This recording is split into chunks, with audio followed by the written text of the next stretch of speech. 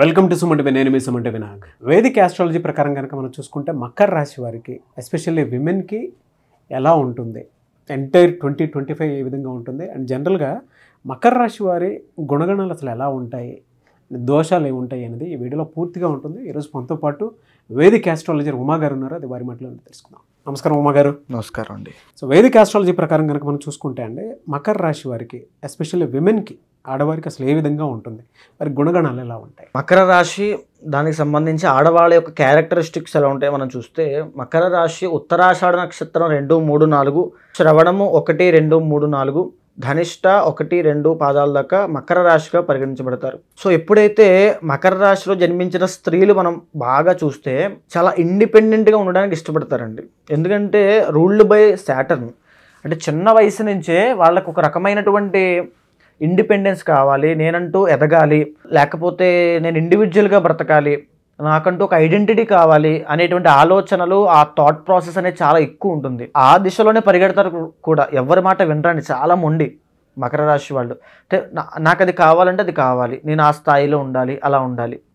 అదేవిధంగా ఇంకా second house ఎప్పుడైతే శనితో రూల్ చేయబడుతుందో, విద్య విషయంలో కూడా ఏదైతే చాలా ఇంటెలిజెంట్ అని చెప్పాలి. అంటే మంచి గ్రాస్పింగ్ పవర్ ఉంటుంది, నాలెడ్జ్ ఉంటుంది, ఇంటలెక్చువల్స్ అంటారు, మేధావులు, మంచి మేధావులు. కానీ ఉన్నది ఏంటంటే వీళ్ళు పనిచేసే చోట కానీ ఎక్కడైనా బానిసలాగా పనిచేస్తుంటారు, కష్టపడుతుంటారు తప్ప వీళ్ళకంటూ ఒక ఇది ఉండదు. సో అంటే నేను ఓవరాల్గా చెప్తే, ఫర్ సపోజ్ వాళ్ళ తత్వం ఎలా ఉంటుందంటే, నేను ఇంట్లో ఉండను, నేను హోమ్ మేకర్గా ఉండను, హౌస్ వైఫ్గా ఉండను, నేను ఎక్కడికి వెళ్ళి జాబ్ చేస్తా, అంతవరకు ఓకే. కానీ ఆ జాబ్లో ఆ టాప్ పొజిషన్కి వెళ్తారా అంటే అది చాలా కష్టమైంది. ఎందుకంటే వీళ్ళు చేసుకునే చిన్న చిన్న తప్పుల వల్ల అక్కడే ఆగిపోతారు. అదేవిధంగా చూస్తే ఇంకా థర్డ్ హౌస్ రూల్డ్ బై గురుడు కాబట్టి వీళ్ళ యొక్క కమ్యూనికేషన్ చాలా బాగుంటుందని చెప్పాలి. అంటే ఈ యొక్క ఆడవాళ్ళ యొక్క కమ్యూనికేషన్ చాలా బాగుంటుంది ఈ పనిచేసే చోట. థర్డ్ హౌస్ అంటే వీళ్ళ యొక్క కొలీగ్స్ అండి. సో పనిచేసే చోట ఆ వాతావరణం అంతా కూడా చాలా బాగుంటుంది. బహుశా దాని వల్లనే వీళ్ళ గ్రోత్ కూడా ఆగిపోతుందని చెప్పాలి. గురుడు కాబట్టి సో చాలే, ఏమాత్రం చాలా, నాకంటూ ఇండిపెండెంట్ ఇది ఉంది, ఓకే అనుకుంటారు. సో మరీ డీప్గా నేను హోమ్ మేకర్గా ఉండను, మరీ నాకు టాప్ అవసరంలా, సో నాకంటూ ఒక జాబ్ ఉండాలి, నాకంటూ ఒక జీతం కావాలి, ఇలా ఉంటే చాలు. సో ఈ రకమైనటువంటి మనస్తత్వం ఉంటుంది వాళ్ళకి. అదేవిధంగా ఇంకా చూస్తే fourth house ruled by Mars కాబట్టి వీళ్ళకి ఆ వాహనాలు, వాహన సౌఖ్యము, వీటి సంబంధించి అన్నీ కూడా చాలా కలిసి వస్తాయండి.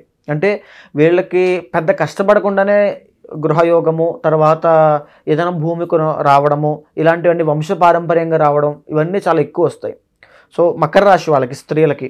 అదేవిధంగా చెప్పాలంటే వీళ్ళకి పెళ్ళి విషయంలో చూసుకుంటే కనుక బంధువులు, దగ్గర వాళ్ళు, బావ, లేకపోతే మేనరికము, చుట్టరికము, దూరపు చుట్టాలు, వీళ్ళకి సంబంధించిన వాతావరణం నుంచి పెళ్ళి అవ్వడము, లేదా పెళ్ళైన తర్వాత కూడా అంత కలిసి ఉండడం కూడా జరుగుతుంది. కానీ వీళ్ళ మనస్తత్వం మాత్రం, అంటే ఎంత పెళ్ళైనప్పటికీ కూడా ఆ రకమైన ఆర్టిఫిషియల్ మెకానికల్ ఫీలింగ్ అనేది కనబడుతూనే ఉంటుందండి. లగ్నంలో శని కాబట్టి వీళ్ళ అనుకున్నదే వాళ్ళు చేయాలనుకుంటారు. సో అందులోనూ ఇక్కడ ఈ మకర రాశిలో శ్రవణ నక్షత్రం ఉంటుంది. సో శ్రవణ నక్షత్రానికి అధిపతి చంద్రుడు. సో ఎప్పుడైతే ఈ చంద్రుడు శని యొక్క కాంబినేషన్ ఉంటుందో, ఈ శ్రవణ నక్షత్రం వాళ్ళు టూ ఎమోషనల్ అండి, చాలా సెన్సిటివ్ పర్సనాలిటీస్. ఈ మకర రాశిలో ఓన్లీ శ్రవణ నక్షత్రం వాళ్ళు ఏంటంటే బయటికి చెప్పుకోలేరు, ఇంట్రోవర్ట్ మైండెడ్, ఎమోషనల్, సెన్సిటివ్, లోపల చాలా ఏడ్చేసి ఇబ్బంది పడిపోయి వాళ్ళ లోపల అన్ని దాచేసుకొని చాలా ఇబ్బంది పడిపోతుంటారు ఈ మకర రాశిలో ఉండేటువంటి శ్రవణ నక్షత్రం వాళ్ళు. అదేవిధంగా వీళ్ళు వచ్చిన కోపాన్ని కూడా చాలా చాలా తెలివిగా ఆర్గనైజ్ చేసి పని మీద పెడతారండి. సో మకర రాశి వాళ్ళ కోపం కూడా చాలా డేంజరస్ అని చెప్పాలి. సో నాకు కోపం వచ్చిందనుకోండి, మిమ్మల్ని డైరెక్ట్గా తిట్టాను, కానీ అలా తిట్టరు వాళ్ళు. సో మీరు ఎందుకు అన్నారు నన్ను, సో ఆ పని మీద ఫోకస్ చేస్తారు. చాలా ఆర్గనైజ్డ్గా అవసరమైనటువంటి కోపాన్నే వాడతారు మకర రాశి వాళ్ళు, అమ్మాయిలు. సో కొన్ని నక్షత్రాలు, ఈ కొన్ని సందర్భాల్లో ఇండివిజువల్ జాతకంలో ఏదైనా ఇబ్బంది ఉంటే, కాలసర్పదోషం లాంటివి ఉంటే ఇంకా సైకిక్ అయిపోతారు అనుకోండి, అది వేరే విషయం. ఇంకా మనము అష్టమ స్థానం చూస్తే, అష్టమ స్థానం రూల్డ్ బై రవి. అంటే వీళ్ళకి ఒక రకమైన ఇగో ఉంటుంది, నేను నాకంటూ ఉండాలి, నన్నెవరు మీరు ఇలా చేయడానికి, ఆ రకమైనటువంటి మెంటాలిటీ అష్టమ స్థానంలో రవి ఉండడం వల్ల వస్తుంది. అదేవిధంగా ఫాదర్కి వీళ్ళకి ఏదైనా రిలేషన్ దెబ్బతింటం కానీ, అంటే అందరికీ నేను చెప్పండి, ఇది ఒరిజినల్ బ్లూ ప్రింట్ కాబట్టి మకర రాశి వాళ్ళకి, స్త్రీలకి చిన్న వయసులోనే ఫాదర్ నుంచి ఒక వ్యతిరేక ఫలితాలు, ఫాదర్కి ఆరోగ్యం బాగోకపోవడము, లేకపోతే ఫాదర్కి సంబంధించి ఏదైనా ఇబ్బంది జరగడము. సో ఇబ్బంది అంటే మీకు అర్థమైంది కదా. సో అలాంటివి జరిగే అవకాశాలు చాలా ఉంటాయి. అదేవిధంగా ఈ మకర రాశి వాళ్ళకి భాగ్యం చూస్తే కనుక బుధుడు అవుతాడు. సో ఇన్కమ్ జనరేట్ చేయడంలో చాలా తోపులు అని చెప్పాలి.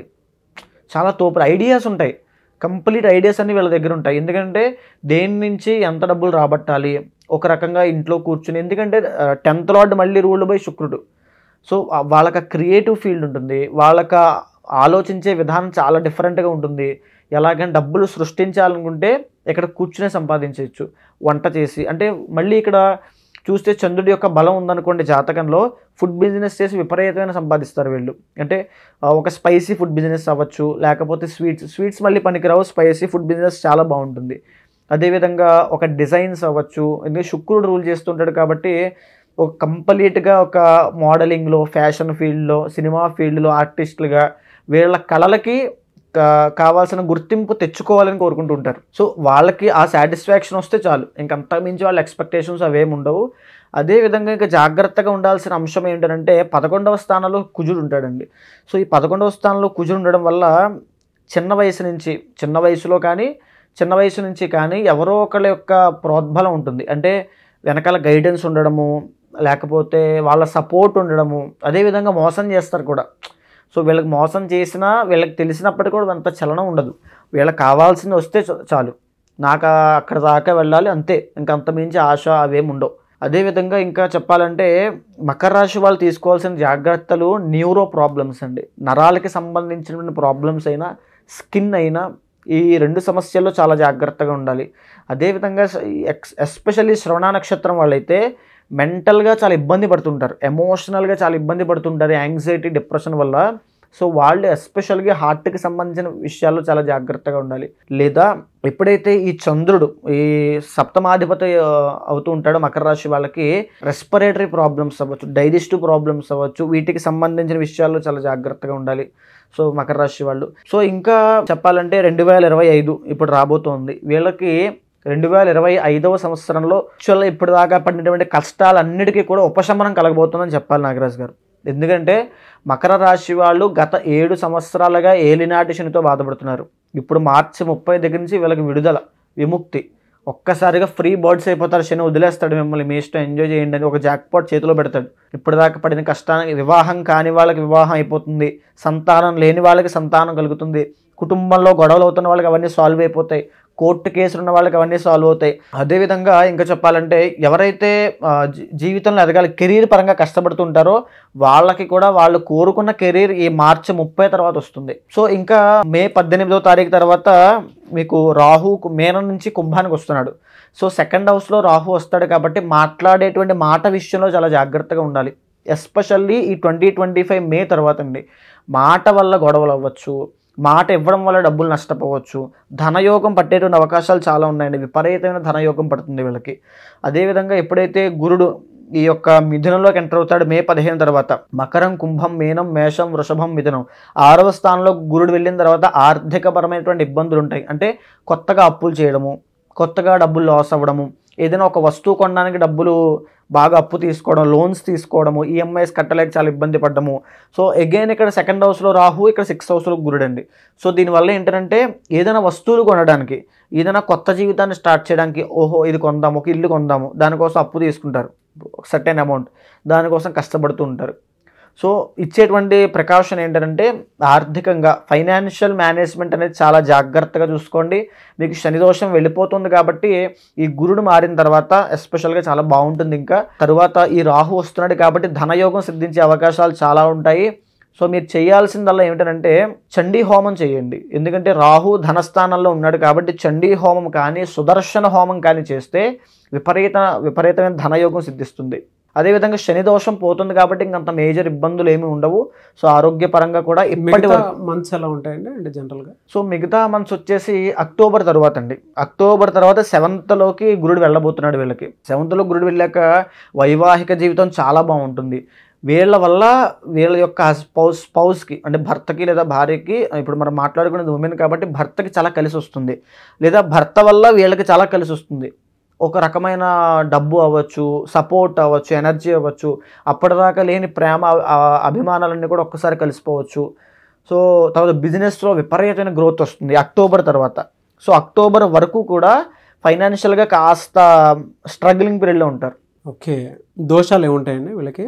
సో దోషాలంటే మేజర్గా ఈ గురుడు బాగాలేకపోవడం ఇవి ఉంటాయి. కానీ ఇండివిజువల్ జాతకంలో కనుక వీళ్ళకి చంద్రుడు బాగా లేదనుకోండి, మకర రాశి వాళ్ళకి చంద్రుడు బాగాలేకపోతే మ్యారీడ్ లైఫ్లో చాలా ఇబ్బందులు చూస్తారు. అదేవిధంగా బిజినెస్లో లాసులు చూస్తారు.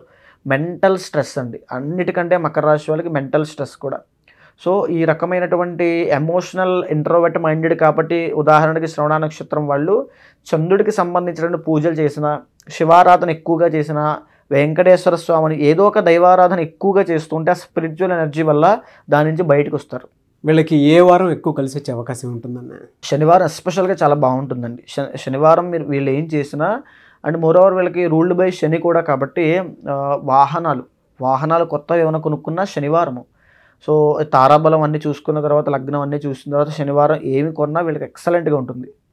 థ్యాంక్ యూ అండి, థ్యాంక్ యూ సో మచ్ అమ్మగారు. నమస్తే అండి. మీ దగ్గర జాతక చక్రం ప్రకారం వాళ్ళకు ఉండేటువంటి ప్రాబ్లమ్స్ ఏవైతే ఉన్నాయో, ఎస్పెషల్లీ 2025లో ఏదైనా సరే వీడియో చూసిన తర్వాత అయినా సరే జాతక చక్రం ప్రకారం ముందుగానే గ్రహించి ఏం దోషం ఉందో కనుక్కొని ముందుకు వెళ్ళాలి అనుకున్నటువంటి వాళ్ళు ఉంటారు. రెమెడీస్ కోసం, పూజల కోసం అయినా సరే, హోమాల కోసం అయినా సరే మిమ్మల్ని అప్రోచ్ అవుదాం అనుకుంటారు. ఇంట్లో ఏ క్రతువు జరిగినా సరే మీలాంటి వాళ్ళని అప్రోచ్ అవుదాం అనుకుంటారు. అప్రోచ్ అవ్వచ్చు, ఆ ప్రాసెస్ ఏంటి? తప్పకుండా అండి. ఎందుకనంటే ఈ జరిగినటువంటి రోజుల్లో కూడా ఎంతోమందికి రీసెంట్గా కూడా మనం పూజలు చేసి ఎన్నో మార్పులు తీసుకురావడం జరిగింది సుమన్ టీవీ ద్వారా ఆధ్వర్యంలో. కాబట్టి ఎవరైనా సరే కన్సల్ట్ అవ్వచ్చండి. తప్పకుండా కన్సల్ట్ అయితే ఇండివిజువల్ జాతకం చూసిన తర్వాతనే ఏం చెయ్యాలి ఏంటంటే నిర్ణయించి చెప్తాను. దాన్ని బట్టి కనుక మీరు రెమెడీస్ ఖచ్చితంగా నేను చెప్పిన కనుక ఫాలో అయితే ఎగ్జాక్ట్గా మీ జీవితంలో మార్పులు వస్తాయి. సో మిమ్మల్ని అప్రోచ్ అవ్వచ్చు. తప్పకుండా అండి. అపాయింట్మెంట్ తీసుకోవచ్చు. తప్పకుండా అండి. Anyways thank you so much Uma గారు. నమస్తే అండి. చూసారు కదండి వీడియో. ఈ వీడియోపై మీ అభిప్రాయాన్ని కమెంట్ బాక్స్లో పోస్ట్ చేయండి. అండ్ మీకు ఏదైనా డౌట్ ఉన్నా కూడా కామెంట్ బాక్స్లో రాస్తే నేను ఉమా గారు దాని మీద వీడియో చేయడం జరుగుతుంది. ఆ విధంగా సరే మీరు అప్రోచ్ అవ్వచ్చు. ఒకవేళ మీరు స్వతహాగా అంటే ఇప్పుడు స్టార్ట్ అయింది కాబట్టి జనవరి నుంచి ఎవరైనా సరే జాతక చక్రం ప్రకారం కనుక మీరు చూసుకొని మీకు ఏదైనా దోషాలు ఉంటే వీడియో మొత్తం చూసిన తర్వాత ముందుకు వెళ్ళాలి అనుకుంటే, అపాయింట్మెంట్ బుక్ చేసుకోవాలనుకుంటే స్క్రీన్ మీద కనిపిస్తున్నటువంటి కాంటాక్ట్ నెంబర్కి కాల్ ఆర్ మెసేజ్ వాట్సాప్ చేసి మీరు అపాయింట్మెంట్ బుక్ చేసుకోవచ్చు ఉమా గారిది. అండ్ ఇలాంటి మరిన్ని వీడియోస్ కోసం మా ఛానల్ ఫాలో అవ్వండి. Thank you.